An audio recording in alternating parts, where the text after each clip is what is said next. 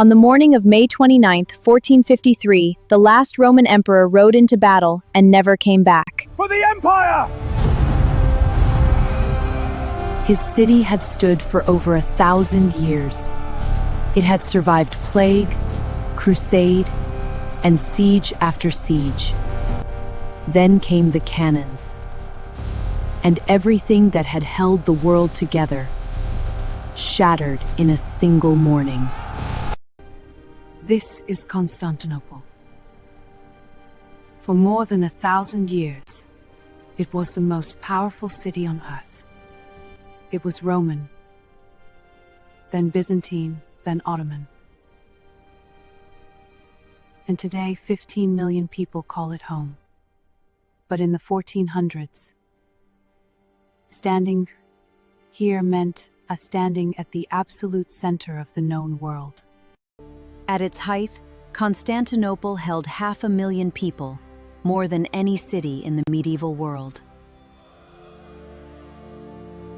Its harbor, the Golden Horn, was packed with ships from Venice, Egypt, Persia, and China, all at once. This was the western end of the Silk Road. Every spice, every bolt of silk, every idea passed through here. Walking the Mese, Constantinople's great central avenue, you'd pass merchants speaking 6 languages before midday. Greek scholars, Armenian jewelers, Jewish physicians, Venetian traders.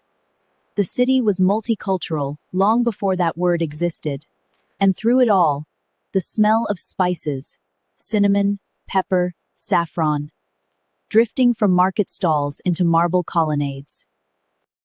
The Hippodrome was where Constantinople's soul lived. 100,000 people packed in, cheering, arguing, praying together.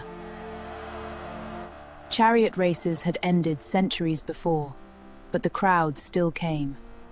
For processions, festivals, public spectacles. Along its central spine stood monuments looted from across the empire.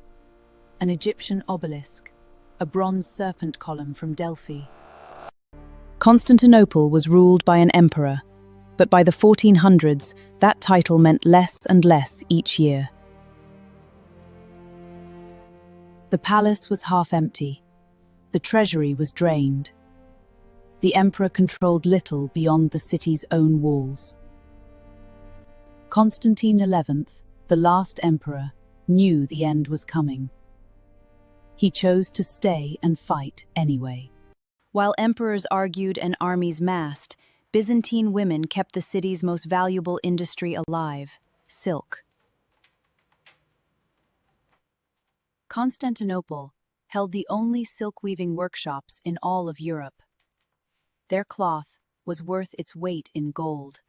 Women ran the looms, the retail stalls, the street markets. An Arab traveler once wrote, "Every shop was run by a beautiful woman." By the 1440s, Constantinople held barely 50,000 people, inside walls built for 500,000. Whole neighborhoods stood empty. Vegetable gardens grew inside the city walls where palaces once stood. The city wasn't just shrinking. It was a ghost of itself. Magnificent bones, almost no flesh left. Even in these last years, the market still ran. People still needed bread, oil, candles, cloth. Life didn't stop because an empire was dying. You still woke up. You still fed your children. That's the thing about ordinary people in extraordinary times. They keep going, because what else can you do? For 55 days the cannons fired. Day and night the war after thunderous blow. The Tin Nagad was rubbled. The defenders repaired the breaches every night by torchlight, filling the gaps with rubble, timber, and earth. Inside the city, people prayed.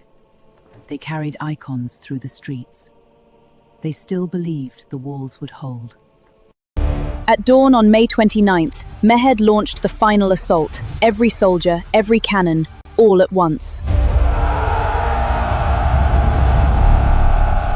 A small gate had been left unlocked. Ottoman soldiers poured through before the defenders could respond. Within hours, the city that had held for over 1,000 years fell. Just like that. The looting lasted 3 days. Mehmed had promised his army that it was the custom of conquest. Churches were stripped. Libraries emptied. Over 50,000 people were taken into slavery or fled the city forever.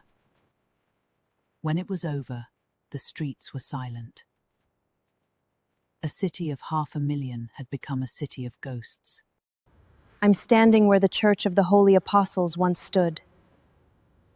Constantine himself was buried here. It was the second greatest church in all of Christendom. After 1453, it was demolished. Nothing remains. Not a stone, not a mosaic. The only way you know it existed is that Venice built a church in its image.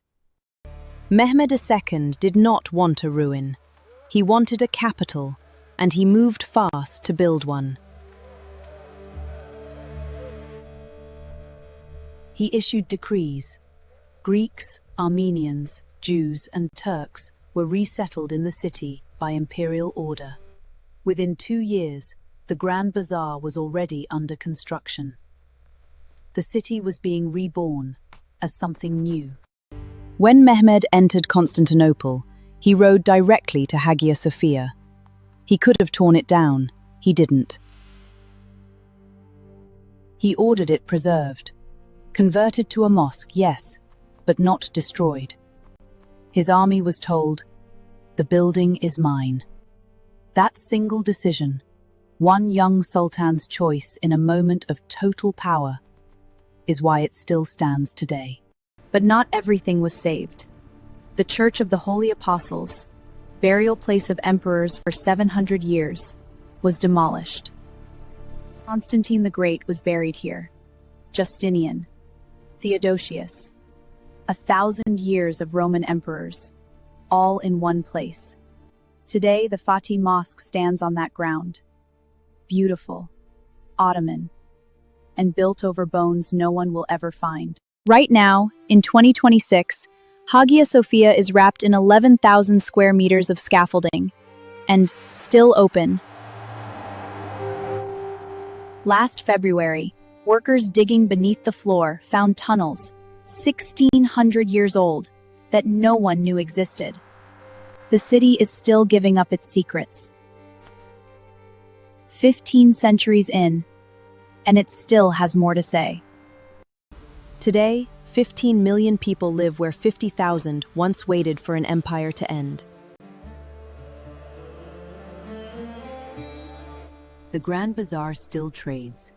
4,000 shops, the same site Mehmed chose in 1455. The Bosphorus still divides Europe from Asia. The same strait. The same reason this city exists at all. I keep coming back to those walls. They didn't fall in 1453. The city was entered through a gate left unlocked. The walls are still here. The dome is still here. What we lost, we're co-hearing. Constantinople, Byzantium, Istanbul. Different names, different faiths, different flags. Same ground, same light, same reason to stay.